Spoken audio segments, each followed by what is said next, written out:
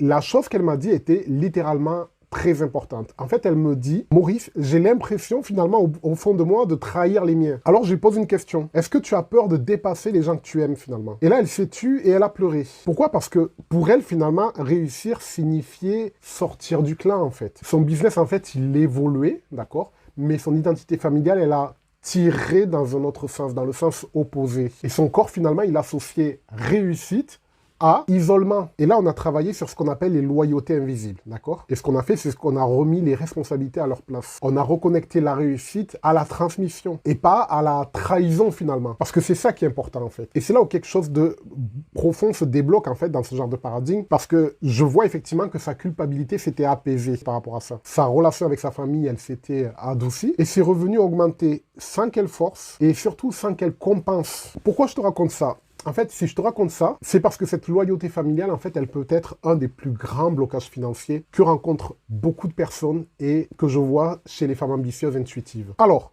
maintenant, laisse-moi t'expliquer scientifiquement ce qui se passe dans ton système nerveux, d'accord? Par rapport à tout ça, quand tu dépasses le niveau financier de ta famille. En fait, ton système nerveux, il est programmé pour te garder connecté, d'accord? Et je dis bien connecté, pas riche, connecté. L'être humain, en fait, il est câblé pour rester dans son groupe, dans sa tribu, son environnement d'origine. Parce que pour le cerveau primitif, tu vois, s'éloigner du clan égale danger. Quand tu t'élèves financièrement au niveau de ta famille, d'accord? Ton système nerveux peut interpréter ça comme une menace. Je ne leur ressemble plus. Je vais être rejeté. On va me juger. Je ne vais plus appartenir à mon clan, à ma tribu, à ma famille. Ton système limbique cherche alors à te ramener dans le niveau familial pour préserver en fait ta connexion d'attachement. C'est pour ça que tu plafonnes, que tu minimises, que tu compenses, que tu ralentis, que tu caches, que tu redistribues vite ton argent en fait.